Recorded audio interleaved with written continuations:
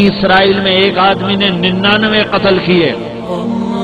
اس کو خیال آیا میں توبہ کروں. ایک عبادت گزار کے پاس گیا اور اس سے پوچھنے لگا میں نے 99 قتل کیے ہیں, میری توبہ ہو سکتی ہے؟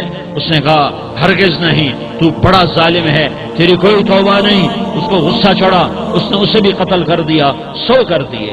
پھر اس کو خیال آیا میں توبہ کروں, تو وہ ایک عالم کے پاس گیا اور اس سے پوچھنے لگا میں نے 100 قتل کیے ہیں, کیا میری توبہ ہو سکتی ہے؟ کہ بیٹا کیوں نہیں ہو سکتی توبہ. ہائے ہائے ہائے ہائے ہائے. میرا رب ایک مثال دیتا ہے, کہتا میرا بندہ تو اتنے گناہ کر کہ زمین کو بھر دے, اس خلا کو بھر دے, چاند تاروں ستاروں کو بھر دے, اتنے گناہ کر کہ آسمان کی چھت کو لگا دے, زمین سے اٹھا اور آسمان کی چھت کو لگا دے. اتنے گناہ کرنے کے بعد صرف ایک دفعہ کہہ دے یا اللہ معافی دے دے, تو میں سارے ہی معاف کروں گا, سارے معاف کروں گا, ولا ابالی, اور مجھے کوئی پرواہ نہیں ہوگی. میں نے کہا بیٹا گناہوں کی معافی تو یقیناً ہے, لیکن توبہ کا ہونا ضروری ہے. تیری توبہ پکی ہونے کے لیے یہ ماحول چھوڑنا ضروری ہے. تو یہ بستی چھوڑ کے اس بستی میں چلا جا, وہاں نیک لوگ رہتے ہیں, ان کی صحبت میں تو رہے گا تو تیری توبہ پکی ہو جائے گی. اس نے کہا میری معافی ہو جائے, میری معافی ہو جائے, میں ہر کام کرنے کو تیار ہوں. بوریا بستر اٹھایا, جو تبلیغ والے کہتے ہیں گھر چھوڑو, لیاری چھوڑو, بستر اٹھاؤ اور چلے کے لیے نکلو, 4 مہینے کے لیے نکلو کہ اپنی توبہ کو پکا کرو, ورنہ ماحول کی گندگی پھر آدمی کو گرا دیتی ہے, پھر گرا دیتی ہے, پھر گرا دیتی ہے. وہ نکلا, راستے میں موت آئی. جب موت نے جھٹکا دیا تو اس نے چھلانگ لگائی اس نیک لوگوں کی بس کی طرف.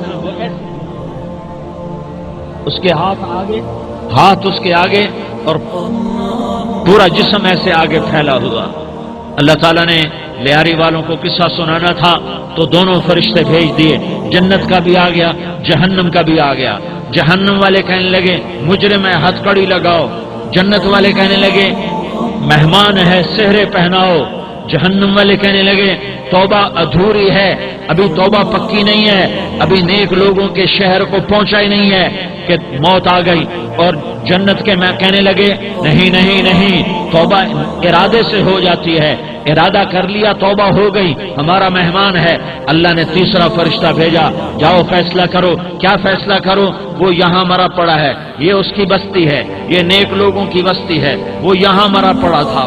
اللہ تعالیٰ نے کہا فیصلہ کیا کرتا ہوں کہ یہ فاصلہ ناپو, اگر گھر کے قریب ہے تو دوزخ والے لے جاؤ, اگر نیک لوگوں کی بستی کے قریب ہے تو جنت والے لے جاؤ. یہ میرا فیصلہ ہے. ہائے ہائے واہ میرا رب, میں تیرے قربان. ہوا کیا تھا, وہ گھر کے قریب تھا اور نیک لوگوں کی بستی سے دور تھا. جب ناپنے لگے تو اللہ تعالیٰ نے ادھر والی زمین سے کہا جو نیک لوگوں کی بستی کی طرف سے تھی, اللہ تعالیٰ نے اس زمین سے کہا سکڑ جا, اور جو گھر والی زمین تھی اس کو کہا پھیل جا. ادھر کی زمین کو پھیلا دیا اور ادھر کی زمین کو سکیڑ دیا. جب ناپا گیا تو وہ نیک لوگوں کی بستی کے قریب ہوا. اللہ نے کہا لے جاؤ جنت میں, ہم نے معاف کر دیا. اور یہ تو بنو اسرائیل کا آدمی ہے, ہم تو محمد مصطفیٰ صلی اللہ علیہ وسلم کے امتی ہیں. ایک بنو اسرائیل کا آدمی, اس کا نام تھا کفل, اور روزانہ رات کو نئی لڑکی اس کے پہلو میں آتی. شراب کا دور چلتا اور زنا کا سے منہ کالا کرتا. ایک رات ایک لڑکی کو 60 دینار دے کر لایا. 60 دینار کوئی 10 لاکھ روپیہ بنتا ہے. کیا مال تھا کہ ایک رات کا 10 لاکھ دے کر آیا. جب کمرے میں داخل ہوا تو وہ لڑکی رو رہی تھی. تو کفل نے پوچھا کیوں رو رہی ہو, میں نے زبردستی تو نہیں کیا. تو وہ اس نے روتے ہوئے کہا کفل میں پیشہ ور عورت نہیں ہوں, میں عزت دار عورت ہوں, مجھے بھوک نے یہاں تک پہنچایا ہے. میں یہ کہا کرتا ہوں جب سردار لوگ, جب مالدار لوگ زکوٰۃ نہیں دیتے تو غریبوں کی بیٹیاں نیلام ہو جاتی ہیں. مالداروں سے کہتا ہوں, ان سرداروں سے کہتا ہوں کہ اللہ کے نام پر دیا کرو کہ غریبوں کی بیٹیوں کی عزتیں بحال رہیں. تو کفل نے جب دیکھا اور جب سنا, آنسوؤں کو دیکھا اور اس کی بات کو سنا, تو وہ اس کا وحشی دل, پتھر دل, کیا آنسوؤں نے کام کیا کہ وہ رونے لگا. کفل رونے لگا اور کہنے لگا کہنے لگا بہن جس عزت سے آئی تھی اسی عزت سے واپس چلی جا، میں بہت گندا انسان ہوں، میں تیرے آنسوؤں کی طفیل توبہ کرتا ہوں، تو میرے لیے دعا کر دے، اللہ میری بخشش کر دے اور تو چلی جا اپنی عزت کی سلامتی کے ساتھ، اور جو مال میں نے تمہیں دیا تھا تمہیں ہدیہ۔ وہ بچی گھر پہنچی اور کفل کو پتہ نہیں اگلے لمحے کیا ہونے والا ہے، تھوڑی دیر کے بعد کفل مر گیا، اچانک جوانی میں موت آ گئی۔ کفل کو نہیں پتا تھا کہ میری زندگی کی چند گھڑیاں باقی ہیں، ساری زندگی زنا شراب میں گزری، آخری چند لمحے میں توبہ کی، اب میرے اللہ نے کیا کیا؟ اللہ، ارے اللہ کے بن جاؤ، ہاتھ جوڑتا ہوں، اللہ کے بن جاؤ، اللہ کو اپنا بنا لو، اللہ کو اپنا بنا لو، اللہ کو اپنا بنا لو، اللہ سے دوستی لگا لو، اللہ سے یاری لگا لو، اللہ کے آگے سر جھکا لو، ایک دوسرے سے محبت والے بن جاؤ۔ ہاں ہاں، یہ وہ شخص تھا، کل اس کی میت کو دیکھ کر کوئی اس کو کندھا دینے نہ آتا، اس کے اپنے بھی اس کو غسل نہ دیتے، اس کے اپنے اس کو کفن نہ دیتے، یہ ایسا ظالم بدماش نافرمان تھا۔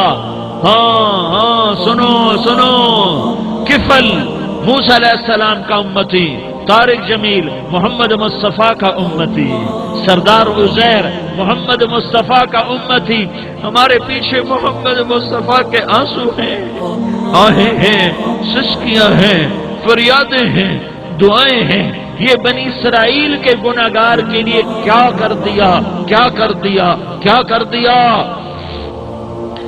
اگر یہ صبح پایا جاتا مردہ تو اس کا کوئی کندھا دینے والا نہ ہوتا، نہلانے والا نہ ہوتا، اسے پتھروں میں دبا دیتے۔ صبح ہوئی تو لوگوں نے دیکھا کفل کے دروازے پر بہت بڑا جیسے بینر لگا دیا جاتا ہے، پورا بینر لگا ہوا تھا، کفل کے دروازے پر لکھا ہوا تھا ان اللہ قد غفر للکفل، لوگوں اللہ نے کفل کو معاف کر دیا۔ کیا مطلب تھا معاف کر دیا؟